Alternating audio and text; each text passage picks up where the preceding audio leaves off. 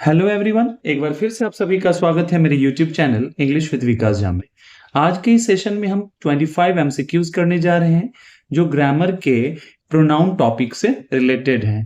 और आप सेशन के एंड में जरूर अपना स्कोर शेयर कीजिएगा कि कितने क्वेश्चंस आपके सही हुए।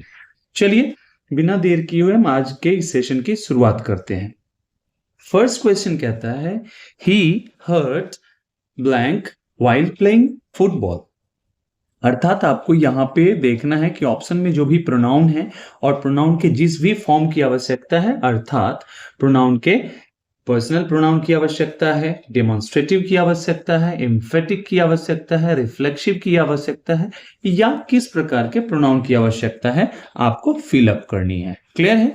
अगर हम देखें यहाँ पे तो he hurt dash while playing football, वह खेलते हुए खुद को क्या कर लिया, उसने घायल कर लिया।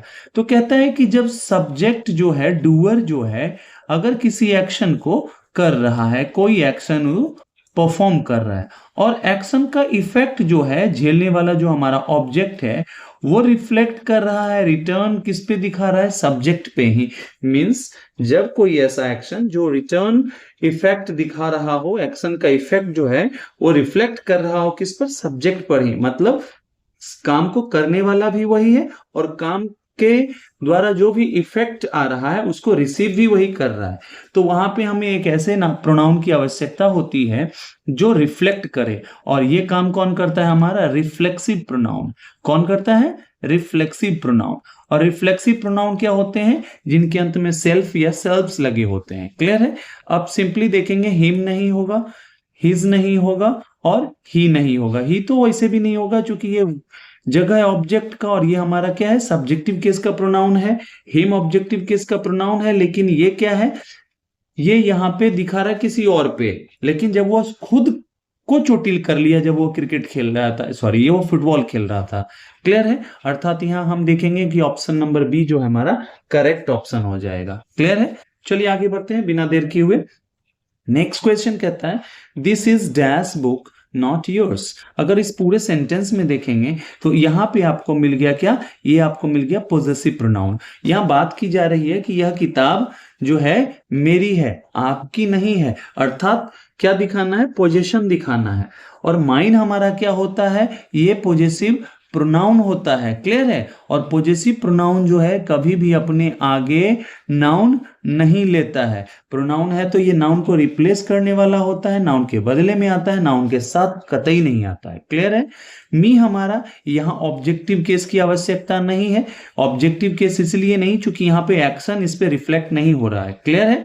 माई हमारा देखेंगे, ये हमारा पॉजिटिव एडजेक्टिव होता है, और पॉजिटिव एडजेक्टिव जो हमारा है उसके बाद हम क्या करते हैं, हमेशा एक नाउन का प्रयोग करते हैं। ये एक डिटर्मिनर का काम करता है, और कोई भी डिटर्मिनर जो है विदाउट नाउन प्रयुक्त नहीं होता है। अर्थात इसके आगे नाउन की आवश्यकता है, आई भी यहाँ पे उपयुक्त नहीं है। अर्थात हमारा सही ऑप्शन जो है option number C, my book होगा, ना कि आई, माइन और मी। क्लियर? चलिए आगे बढ़ते हैं। नेक्स्ट क्वेश्चन हमारा कहता है dash is knocking at the door. कहता है ये हमारा हो गया वर्ब, और ये जगह है सब्जेक्ट का।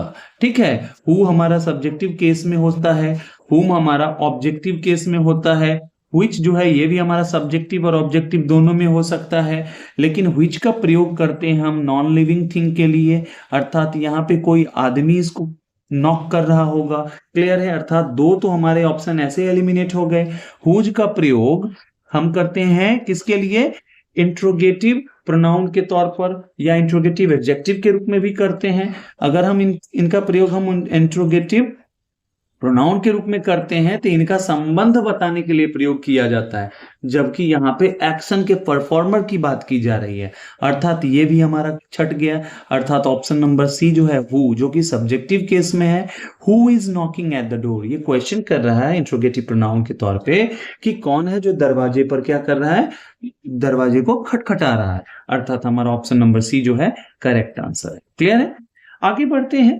कहता है dash of these pens is yours. अब पूछ रहा है, क्वेश्चन कर रहा है, ये क्वेश्चन मार्क्स हमारा है, क्वेश्चन मार्क हमारा है।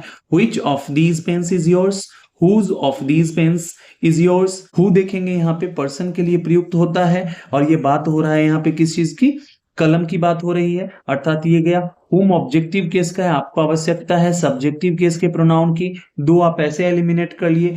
whose यहाँ पोजीशन बताने की आवश्यकता नहीं, आप नहीं पूछ रहे हैं कि यह किसकी है, आप ये बोल रहे हैं कि इन कलमों में से, इन कलमों में से जो है, in these pens, which of these pens is yours, इन कलमों में से कौन सी कलम आपकी है। ये ऑलरेडी आपका योर्स पूछ रहा है ना, तो आप दो जगह नहीं पूछेंगे, ठीक है ना।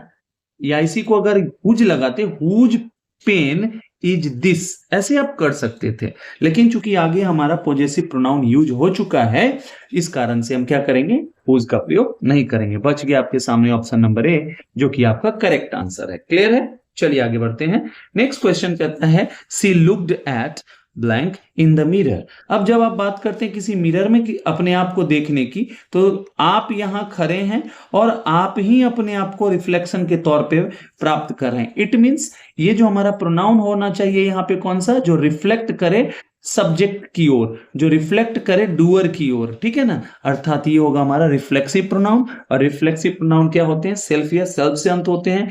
ये तो खत्म हो गया, तीनों के तीनों आंसर, सॉरी तीनों के तीनों ऑप्शन आपके, बच कौन सा गया, हर सेल्फ, अर्थात ये आपका करेक्ट आंसर है। क्लियर है, चलिए आगे बढ़ते हैं। नेक्स्ट क्वेश्चन हमारा कहता है dash is your final decision. कहता है यहां से पूछ रहा है कि आपका ये फाइनल डिसीजन है क्या। कहता है what, whose, who, which, who is your final decision, नहीं what is your final decision, आपका फाइनल अंतिम निर्णय क्या है, ये क्या है पूछ रहा है। अर्थात हमारा ऑप्शन नंबर ए हो जाएगा हुज। फिर हम संबंध बताने के लिए करते हैं, और आप इस सेंटेंस में अगर हुज लगा रहे हो, it doesn't create a meaningful sense. Clear है, which is your final decision, which का प्रयोग करते हैं जब सिलेक्शन करना हो, means you have some options and you have to choose one of them, but there is no option in this sentence. That's why we are not going with the option number D, and your answer should be option number A, that is what. Move to the next one. कहता है अगला dash house is painted red. कहता है dash house is painted red. कहता है who, whose, whom, which. अब देखिए यहाँ पे who का प्रयोग हम पर्सन के लिए करते हैं, यहां आ रहा है किस चीज के लिए हमें लगाना है, हाउस के लिए, तो हु तो होगा नहीं।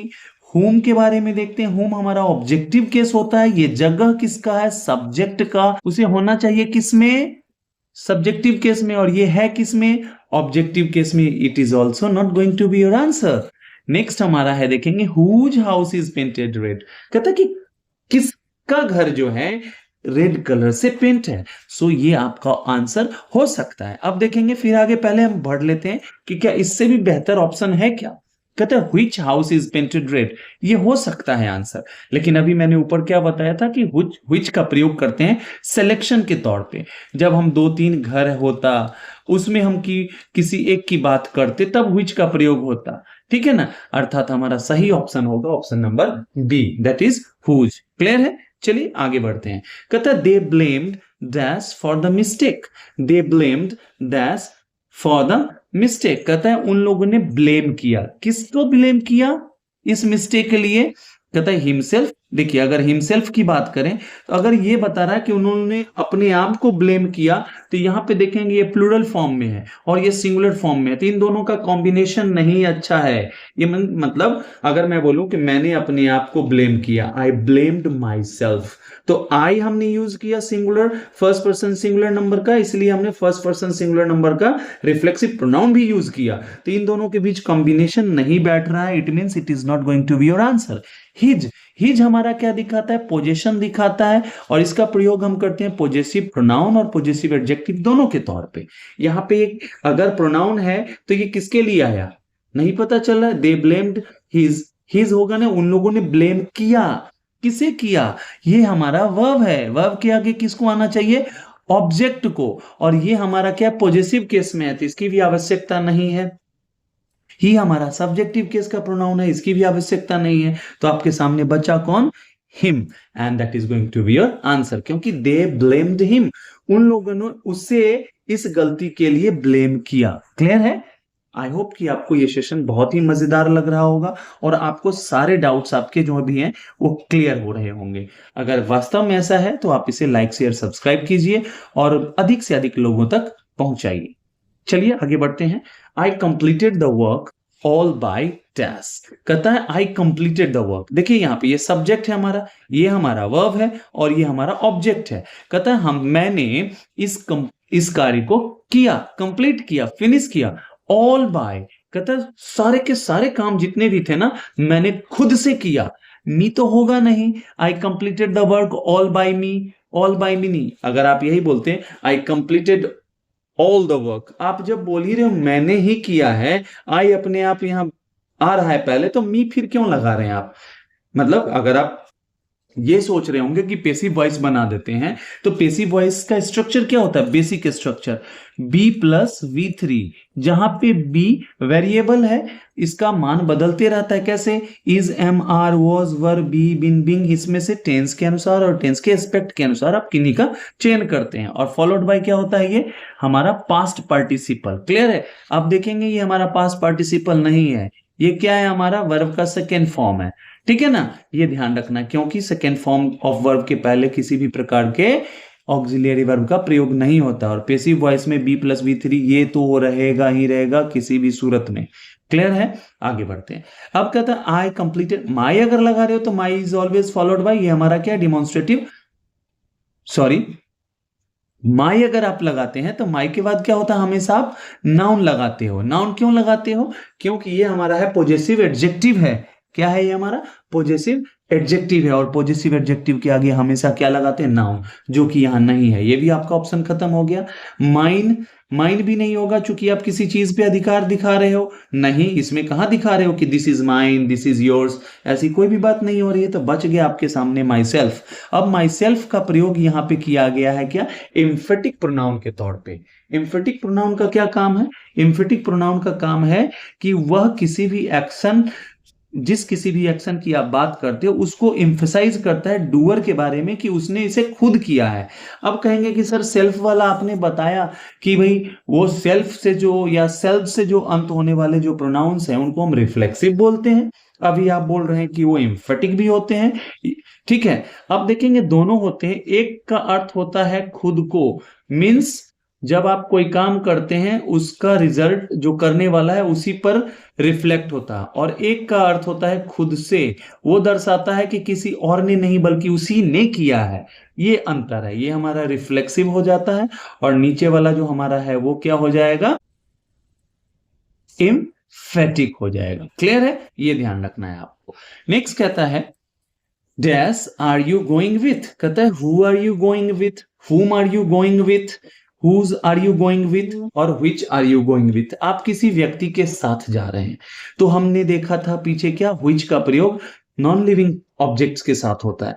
हुज का प्रयोग यहां आपको उचित नहीं लग रहा होगा, क्योंकि हुज का प्रयोग हम पोजीशन बताने के लिए करते हैं। अगर लिखते हैं यहाँ पे आप whose are you going with, नहीं, ये उपयुक्त लग ही नहीं रहा है, मीनिंगफुल सेंस ही नहीं क्रिएट कर रहा है। तो ये भी खत्म।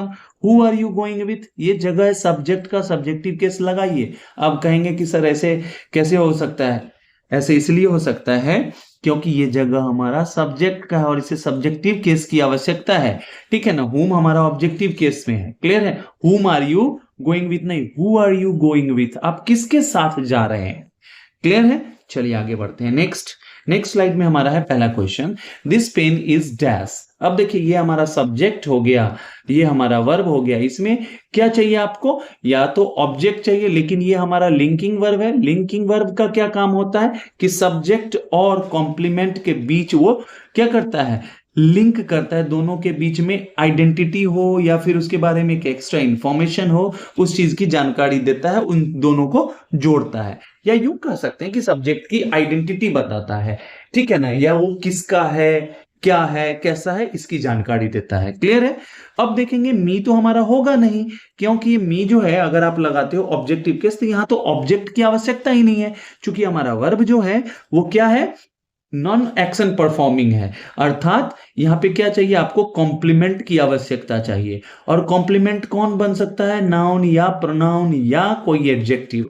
अब देखेंगे एडजेक्टिव तो माई है, लेकिन माई क्या है? मैंने अभी पीछे बताया था, ये क्या है? पॉजेसिव एडजेक्टिव है और ये कभी भी विदाउट नाउन प्रयुक्त नहीं होता है। यहां पे दिस पेन इज आई नहीं, इसका मतलब हो गया कि ये कलम मैं हूं। आदमी और कलम एक हो सकते हैं क्या? नहीं ना। अब बच गया आपके सामने ऑप्शन नंबर ए। ये क्या होगा? दिस पेन इज माइन जब आप बोलते हो तो इसका मतलब है कि यह कलम मेरी है, मींस कलम पर आपका अधिकार है, स्पीकर का अधिकार है। क्लियर है? चलिए आगे बढ़ते हैं। नेक्स्ट क्वेश्चन हमारा है, I saw the boy dash stole your bag. कहता है मैंने उस लड़के को देखा जिसने आपके बैग को चुराया है। स्टोल मतलब चुराना है। स्टील हमारा वर्ब का फर्स्ट फॉर्म होता है। क्लियर है?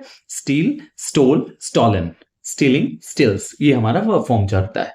ठीक है? आई सॉ, आई हमारा सब्जेक्ट है, ये हमारा वर्ब है, द बॉय ऑब्जेक्ट है, स्टोल हमारा वर्ब है, योर बैग हमारा ऑब्जेक्ट है। अब देखिए कि इस सेंटेंस में सब्जेक्ट कितने हैं और वर्ब कितने हैं। आप देखेंगे एक जगह वर्ब मेरा यहां है, एक दूसरा यहां है, तो दो वर्ब है, सब्जेक्ट कितना? एक है, अर्थात एक सब्जेक्ट की कमी नजर आ रही है। अर्थात हमें किस चीज की आवश्यकता होगी? सब्जेक्ट की।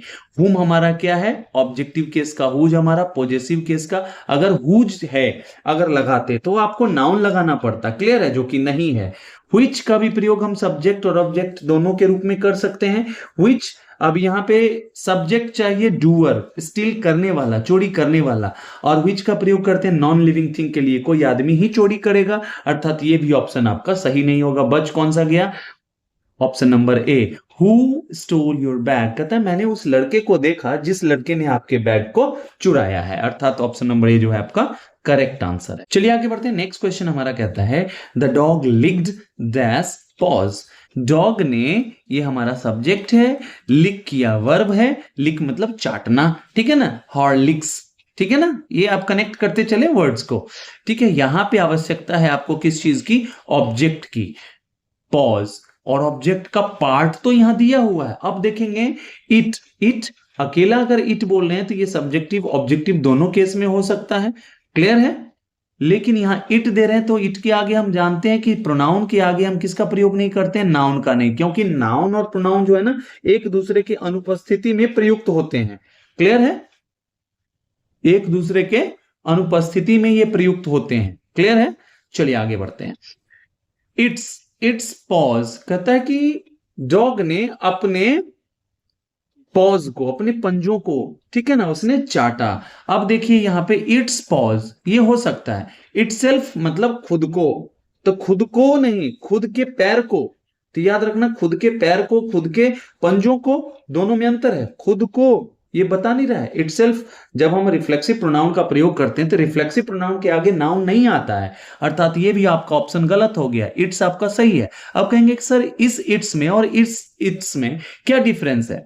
इस इट्स का मतलब है कि आप किसी चीज पर क्या दिखा रहे हो? अपना पोजीशन दिखा रहे हो। और ये इट्स जो हमारा है ये कॉन्ट्रैक्शन है। Contraction means short form, simple शब्द में समझिए आप। ये हमारा इट इज हो सकता है, इट हैज हो सकता है, इसका ये क्या है? शॉर्ट फॉर्म है। क्लियर है? चलिए नेक्स्ट क्वेश्चन की ओर चलते हैं। कहता है कि सी इज टॉलर देन डैश। आपको यहां पे इन ऑप्शंस में से चूज करना है कि which is going to be the fitter one. Okay, अब देखते हैं हर सिस्टर, यहां पे एक मिसप्रिंट हो गया था, यहां सिस्टर आना था। कहता है सी इज टॉलर देन, वह ज्यादा लंबी है। किसके अपेक्षा? अपने सिस्टर के अपेक्षा। मतलब उन दोनों के बीच जब कंपैरिजन किया जा रहा है तो उसमें कौन ज्यादा लंबा है, वह या उसकी बहन? तो कहता है कि हर सिस्टर। ऑब्वियसली ये आपका आंसर सही है। हर्स ये नहीं होगा। क्यों नहीं होगा? हर्स का प्रयोग करते हैं पोजीशन बताने के लिए, लेकिन यहां पे किसी भी तरह के पोजीशन की जानकारी नहीं दी जा रही है। सी अगर लगाते हैं मतलब एक ही व्यक्ति के बीच में तुलना कर रहे हो आप। और सेम सिचुएशन हर सेल्फ के साथ भी है। हर सेल्फ में क्या दिखाया जा रहा है कि मतलब वो अपने आप से तुलना कर रहा है लंबाई को लेकर के। इसका मतलब क्या वो दो है? ठीक है, अर्थात हमारा सही ऑप्शन क्या हो गया? Her sister. क्लियर है? चलिए आगे बढ़ते हैं। नेक्स्ट क्वेश्चन हमारा कहता है dash do you want to meet. कहता है आप किससे मिलना चाहते हैं? कहता है who do you want to meet, whose do you want to meet, whom do you want to meet, which do you want to meet. Which तो होगा नहीं क्योंकि ये हमारा नॉन लिविंग थिंग के साथ प्रयुक्त होता है। हुम का प्रयोग हम ऑब्जेक्टिव केस में करते हैं। हुज का प्रयोग एक बार फिर से बताना चाहेंगे कि ये पोजीशन दिखाने के लिए प्रयुक्त होता है कि किससे संबंधित है कोई चीज। ये भी नहीं होगा, अर्थात ऑप्शन नंबर सी जो है हमारा वो क्या हो जाएगा? सही आंसर हो जाएगा। क्लियर है? चलिए आगे बढ़ते हैं। नेक्स्ट हमारा कहता है they enjoyed dash at the party. कहता है कि कुछ ऐसे हमारे वर्ब्स हैं जैसे एंजॉय हो गया, एक्सप्रेस हो गया, ठीक है ना, इनके साथ आप लगा सकते हो रिफ्लेक्सिव प्रोनाउन जो रिफ्लेक्शन दिखाता है किस पर, डूअर पे। मींस जो डूअर हमारा जो एक्शन कर रहा है और उस एक्शन से जो भी रिजल्ट आ रहा है उस रिजल्ट को वही भुगत रहा है, उसी के ऊपर वो रिजल्ट प्रभाव डाल रहा है। अर्थात यहां आवश्यकता हो जाएगी हमारे रिफ्लेक्सिव प्रोनाउन की, जो कि ये हमारा ऑब्जेक्टिव केस में है पर्सनल प्रोनाउन का, ये नहीं होगा। देमसेल्व्स हमारा क्या है, ये हमारा सही ऑप्शन है। देयर, देयर फिर हम देखेंगे कि पॉजेसिव एडजेक्टिव के रूप में काम करता है ये, इसके आगे नाउन आना चाहिए, नहीं है। देमसेल्फ, देमसेल्फ देखिए क्या है, गलती इन दोनों के बीच क्या है, ये देखिए दे प्लूरल है तो सेल्व्स में बदल जाएगा, ये सेल्फ सिंगुलर है। अर्थात इन चीजों का आपको खासा ध्यान रखना है, खास करके जब आप कॉम्पिटिटिव एग्जाम दे रहे हो तो उस समय क्या होता है कि आपके गलत जो सिमिलर टू योर आंसर है ना, वो ऑप्शन शुरू में दे दिए जाते हैं और जल्दबाजी में आप उनको मार्क कर लेते हो और आपके मार्क्स कट जाते हैं। वो तो नहीं दे रहा है एक भी मार्क्स, और आगे जो आपने जो सही किया उसमें से भी कुछ कट जाता है। तीन चीजों का खासा ध्यान रखना है आपको। नेक्स्ट क्वेश्चन कहता है dash is your best friend. कहता पूछ रहा है कि कौन है आपका बेस्ट फ्रेंड। एक बार फिर से कहेंगे, व्हिच का प्रयोग नॉन लिविंग के लिए, हुज का प्रयोग किसके लिए, आप पोजीशन दिखाने के लिए करते हो, हुम का प्रयोग ऑब्जेक्टिव केस में करते हो, बच कौन सा गया, हु, जो कि ऑप्शन नंबर ए है, and it is going to be your answer. Clear है। नेक्स्ट कहता है हमारा he introduced dash to the audience. अब देखो उसने अपने आप को इंट्रोड्यूस किया किसके सामने, तो दर्शकों के सामने, श्रोताओं के सामने। क्लियर है। अर्थात उसने अपने आप को इंट्रोड्यूस किया, तो यहां पे किसकी आवश्यकता है, रिफ्लेक्सिव प्रोनाउन की आवश्यकता है, और जो आपके ऑप्शन नंबर बी में मौजूद है। क्लियर है। हिम नहीं होगा, हिज नहीं होगा, ही नहीं होगा। क्लियर है।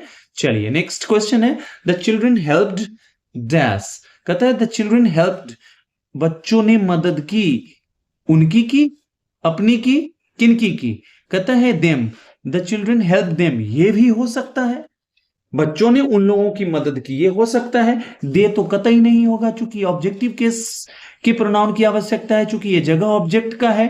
देमसेल्व्स, ये भी ऑप्शन हो सकता है। देयर के आगे क्या लगाएंगे आप, नाउन लगाएंगे, जो कि ऑप्शन में उपलब्ध नहीं है, अर्थात ये भी ऑप्शन गलत है। अब आपके सामने दो ऑप्शन है जो जिनका प्रयोग आप कर सकते हो, देम भी हो सकता है, देमसेल्व्स। लेकिन इन दोनों के बीच जो बेसिक डिफरेंस है वो क्या है, देम का प्रयोग करते हैं किसी अन्य पर्सन को बताने के लिए, और वहीं देमसेल्व्स जो है वो रिफ्लेक्ट करता है किसकी ओर, जो डूअर है उसी की ओर। मतलब बच्चों ने अपने आप की मदद की है, उन सभी ने खुद की मदद की, ऐसा हो सकता है। ठीक है ना। और दूसरा जो हमारा आंसर होगा द चिल्ड्रन हेल्प देम, मतलब बच्चों ने हेल्प प्रोवाइडर का काम किया, ये अंतर है इन दोनों में। ठीक है। चलिए ये दोनों ही ऑप्शन आपके सही हो सकते हैं। क्लियर है और सही है। नेक्स्ट क्वेश्चन कहता है these are not your shoes. कहता है ये आपके जूते नहीं हैं, दे आर। अब देखिए यहां पे these are not your shoes, your shoes ये देखेंगे हमारा क्या है, ये हमारा है पॉजेसिव एडजेक्टिव, चूंकि योर के बाद आप नाउन लगा रहे हो। और दे आर ये आपके नहीं है तो किसके हैं, दे आर माइन, मेरे हैं। क्यों, अब कहेंगे कि सर माइन क्यों लगा रहे हैं, तो माइन बता रहा है अधिकार को, जो कि कौन है, हमारा पॉजेसिव प्रोनाउन। अब कहेंगे कि सर माई क्यों नहीं लगाए, फिर इसके आगे नाउन की आवश्यकता होगी, नहीं है। मी नहीं होगा क्योंकि ये ऑब्जेक्ट है, एक्शन को, एक्शन के इफेक्ट को झेलने वाला, उस एक्शन तो कुछ है ही नहीं सेंटेंस में। आई हमारा क्या है, सब्जेक्टिव केस में है, और यहाँ पे आई अगर दे आर आई, मैं ना वे लोग मैं हूं, मीनिंग नहीं लग रहा है। बचा कौन, बी माइन, इसका मतलब ये जूते मेरे हैं, मेरे पॉजेसिव प्रोनाउन की आवश्यकता होगी। क्लियर है। नेक्स्ट क्वेश्चन कहता है एंड द लास्ट स्लाइड कहता है is this gift for dash. कहता है क्या यह गिफ्ट मेरे लिए है। अब मेरे लिए है तो क्या होगा, मेरे लिए का क्या होता है, मी होता है ना। ऑप्शन नंबर बी आपका सही है। आई तो होगा नहीं, फॉर क्या है, प्रीपोजिशन के बाद आने वाला नाउन या प्रोनाउन, ऑब्जेक्टिव केस का होगा क्योंकि प्रीपोजिशनल ऑब्जेक्ट बन जाता है वो, अर्थात आई होगा नहीं। माइन अगर बता रहे हो, is this gift for mine, क्या ये आपको लग रहा है मीनिंग दे रहा है, नहीं ना, हटाइए इसको, क्योंकि आप यहां पोजीशन नहीं दिखा रहे हो, आप पूछ रहे हो ये किसके लिए है, ठीक है ना, ऑलरेडी ये बिलोंगिंगनेस फॉर के द्वारा बताया जा रहा है, तो हम माइन की आवश्यकता को उचित नहीं मानेंगे। बच गया माई, इसके आगे नाउन आना चाहिए, जो नहीं है बात खत्म कीजिए। ऑप्शन नंबर बी आपका सही हो गया। नेक्स्ट क्वेश्चन हमारा है, कहता है डैश जैकेट इज दिस। अब ये पूछ रहा है कि ये किसका जैकेट है, किसका।